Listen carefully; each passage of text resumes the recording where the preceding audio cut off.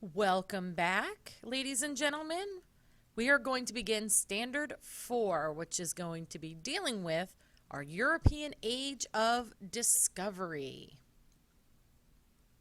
So, Standard 4A, you will be able to explain the roles and economic motivations of explorers and conquistadors. Some essential understandings is that the expanding economies of European states stimulated increased trade with markets in Asia. With the loss of Constantinople in 1453 to the Ottoman Turks, European nations fronting the Atlantic sought new maritime routes for trade. One motive for exploration was to spread the Christian religion. So, what motivated men to explore?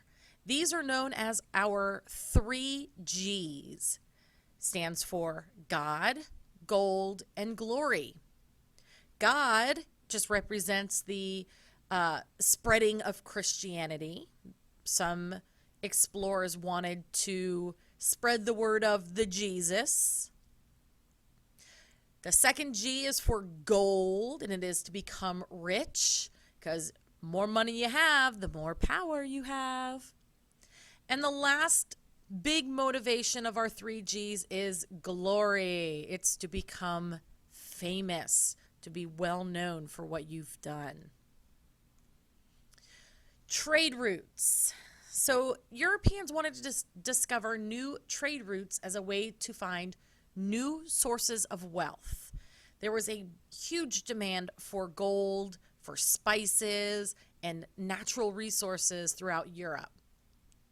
So they were looking for a direct trade route to Asia so that they could get these items such as spices, silk, and that fine china, that porcelain.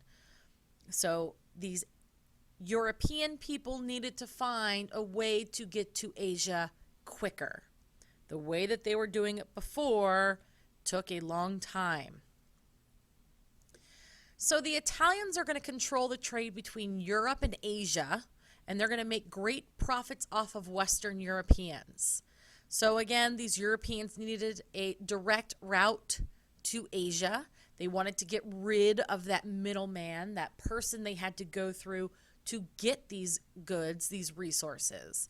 Because every time a good exchanged in hand, the price of that good went up.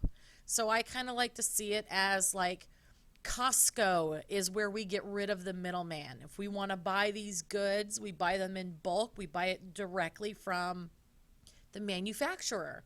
Or you could go to Target and then buy those same goods a little bit more expensive and a lot less in quantity. And that's because Target is like that middleman. They purchase these goods from other suppliers and then sell it to you for a higher rate, so that way they make a profit off of your purchase as well. So spreading Christianity.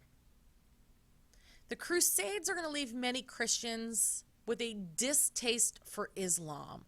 And that's going to motivate them to spread Christianity, to spread the word of the Jesus. So the explorers are going to feel it was their duty to save the heathens from eternal damnation by converting them to Christianity. Because the thought was, if you did not believe in the Jesus and you were not Christian, you would not go to heaven.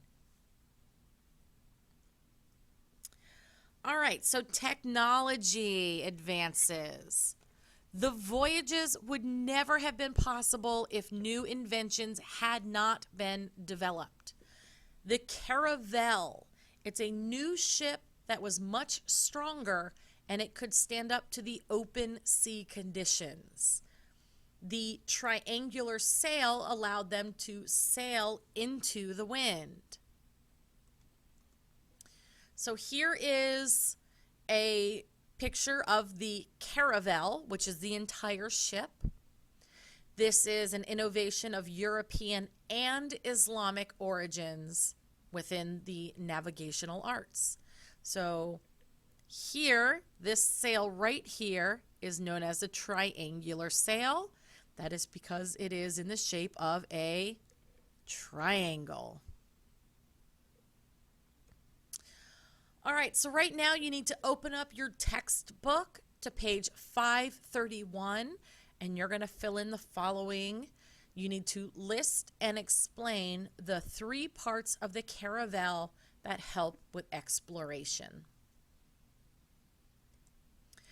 All right, some navigational tools that you need to know. The first one being what is called the astrolabe. It was invented by the Arabs, and it allowed sailors to pinpoint their position at sea. The second one is the magnetic compass. It was invented by the Chinese, and it allowed sailors to more accurately track their direction. So if you look, astrolabe starts with the letter A, and Arabs starts with the letter A. And if we look at the compass, compass starts with the letter C, and Chinese starts with the letter C. That is how I remember who invented which one of those navigational tools. All right, so now we're on to standard 4B. You will be able to describe the influence of religion. So the means of diffusion or the spreading of Christianity. So when colonists would leave the quote-unquote mother country and move to new lands, they would bring their language, religion, and culture with them. So an example of this whole mother country bit, here's 3 of them right here. Mexico is the colony, and the people who came and settled in Mexico were from Spain. So they brought with them their language, which is Spanish, their religion, which is Catholicism, and then their culture. If you look, United States, we were settled here by the English. So they brought with them their language, English, their religion, which is Protestantism, it is Christianity, as well as their culture. And then for Brazil, we had the Portuguese come to Brazil and settle there. They brought with them their language, which is Portuguese, their religion, which is Catholicism, and then their culture.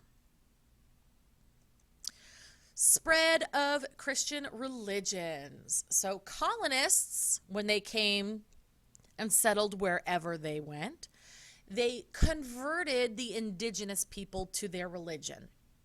They were trying to save the heathens. If they were not already believing in the Jesus, they were going to have them believe in the Jesus, so that way their souls would end up in heaven. The English colonists, they brought Protestantism to the United States, and the Spanish brought Catholicism to Mexico and to much of South America. All right, 4C. So standard 4C, what is it you need to be able to know? You need to be able to explain the migration, the settlement patterns, cultural diffusion, and social classes in colonized areas. So we're first going to talk about Portugal. And Portugal is going to be the country that leads the way. They are going to be the first country to go out and explore. They are the leader in developing and applying new navigational techniques. And the country's location in the southwest corner of Europe, it's going to make it easy for Portugal to move down the coast of Africa by boat and eventually make it around the tip of Africa all the way to India. So the first person we need to discuss, his name is Prince Henry, and his nickname is the Navigator. He is a prince. He has lots of money. He is wealthy. His family is ruling Portugal. He was not a sailor. He never got on a boat and sailed. He was a prince. He sat on his throne and gave money to people to go out sailing for him. So he is going to sponsor voyages or pay for these voyages. He is going to establish a school for Portuguese sailors. That's a big deal. He's going to help educate these Portuguese people to become sailors and sail for his country of Portugal. So within years of establishing the school in 1419, the Portuguese ships had established trading posts on the western coast of Africa. These trading posts are where they are going to trade goods with the Africans, and they're going to use these places as kind of jumping off points to go from one post to another, kind of like a stopping point to refill up all their goods on the boat to try to make it around the tip of Africa to get all the way to India. So the next goal was to establish this new sea route to Asia.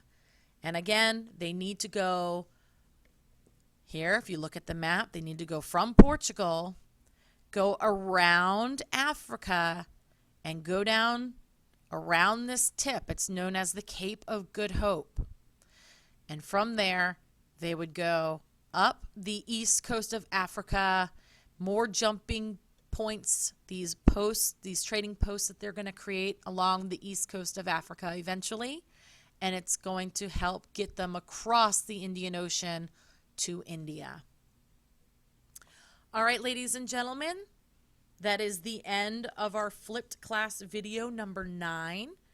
Thank you very much. I hope you enjoyed it, and I will see you on the flip side.